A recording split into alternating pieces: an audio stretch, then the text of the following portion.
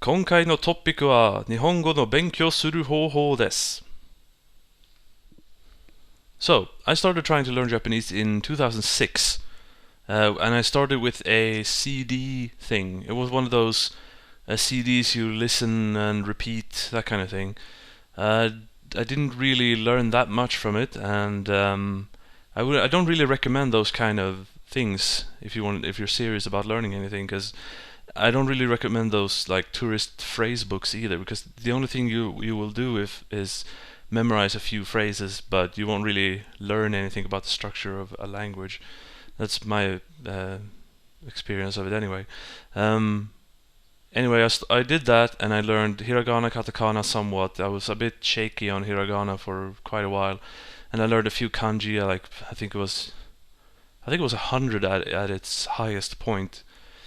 But then I bought some more books and stuff, but my motivation just dropped off, and I just stopped altogether. Although I had a bookshelf with like 8 or 9 books about Japanese, it just fizzled. Then a couple of years ago, I think it was like around Christmas 2013 or something, I was at my father's place, and he had a bunch of guests over, and I think I was a bit bored, so I decided to write down a bunch of kanji that I knew just to show off, basically.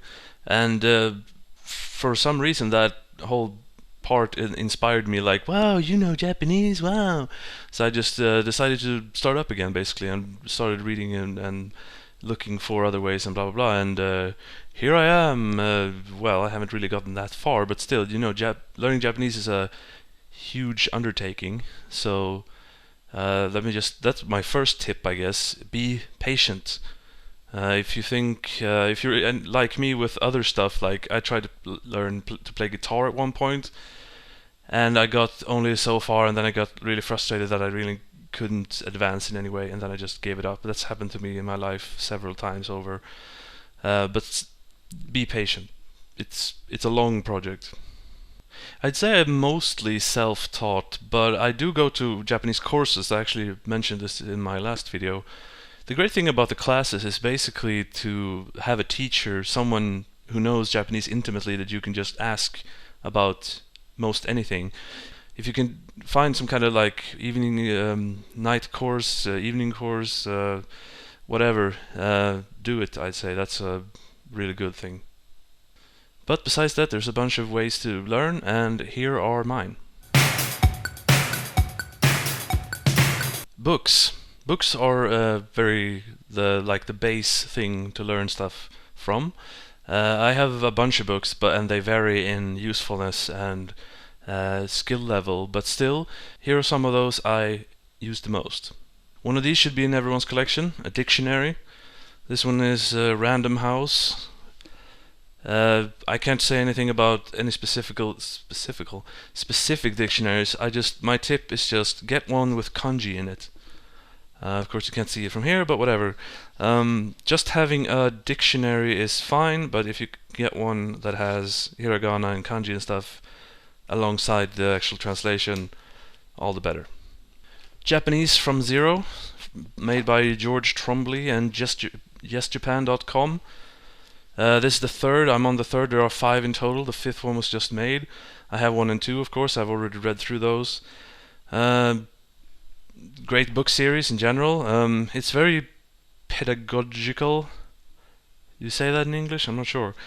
I get sort of the feeling that it's been made to be able to use in a classroom setting for lower level people, which is why it's called Japanese from Zero, of course. But still, the first one introduced hiragana, I think, and the second was katakana. Here, just some little kanji comes in. I'd say the amount of information is kind of spread out in this. Like I have other books that are more condensed. These ones kind of spread out to take it slowly and repeat, and yeah, it's good stuff. Next one are these, Japanese for Busy People 1 and 2. This one I basically got for the Japanese course. This was like the course literature, and it's a good one. It's a bit more, as I said about just Japan, it's a bit more condensed. Like it's less, it doesn't teach you quite as much. It kind of introduces a thing and then has a bunch of questions. So it's a bit more challenging, but also less pedagogical, if that's a word still. Um, Also comes with a CD. Second book, basically the same style but more advanced. And this is the romanized version, so all the Japanese, well, not all of it, but a lot of the Japanese is in Romaji in letters. This one is not. So with this one, learning hiragana, katakana is essential. But still, these ones have a lot of concepts and stuff. I still haven't gotten through this one, but it's very information heavy. The JLPT book. This is the number 4, which is my current aim. I also have the number 5, N5 book. This is basically not something I read every day or anything. I read it very rarely, actually, just because it's basically the test, and I want to learn. After like a month or every month or something, I try to look through it and see if it still looks as difficult as it did the last time, and it actually does get easier progressively. And then I'll just try to do like the whole thing and see how my scores tally up.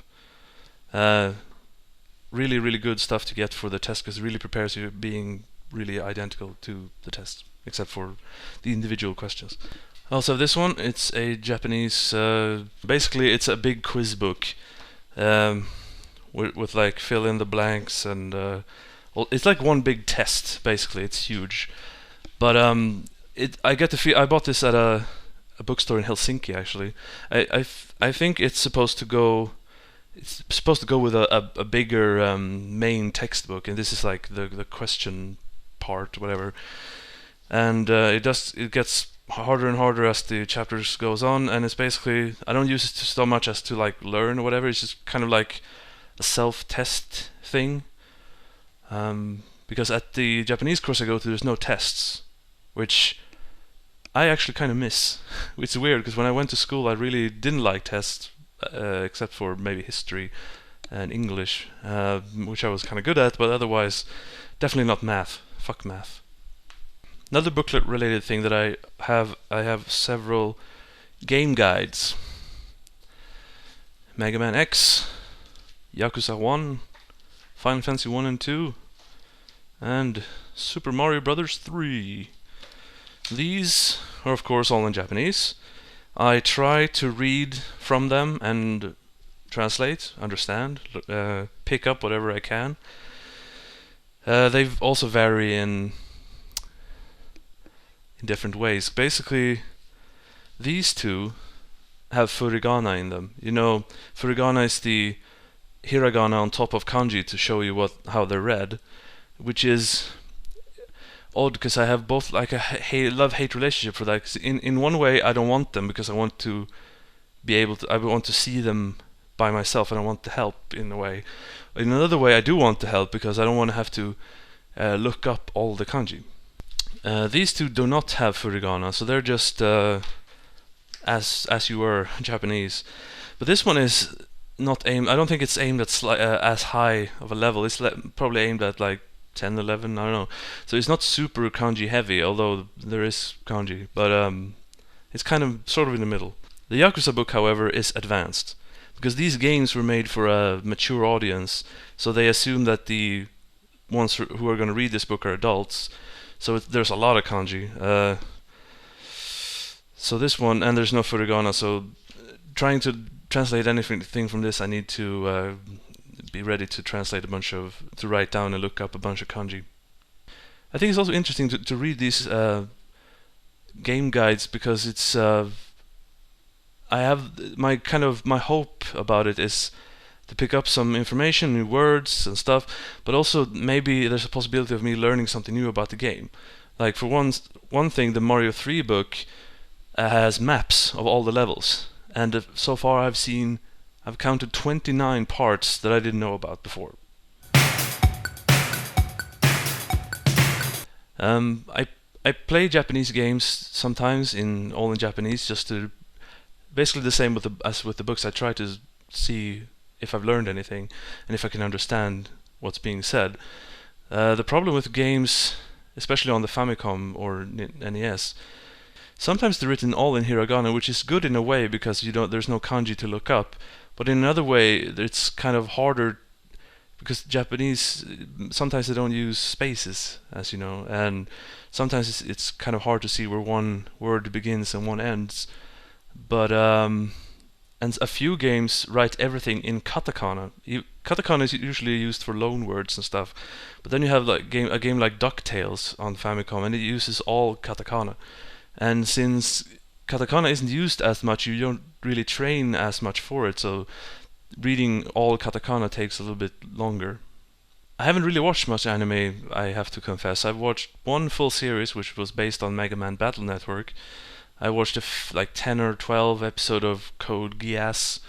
I watched a couple of not AMVs, but what are they called when there's OVA maybe, the one where a bunch of episodes is crammed together to a movie. I've seen 2 Gundam movies that were like that, and Final Fantasy Legend of the Crystals. Basically, except for the Gundam and Geass, I guess, I'm open to anything that's based on a game in some way, but I'm not so much in general because I'm not super interested in anime. But on the other hand, it's good sometimes, and I think it's even though like the CD thing didn't work out for me, still listening to a bunch of Japanese is a good thing.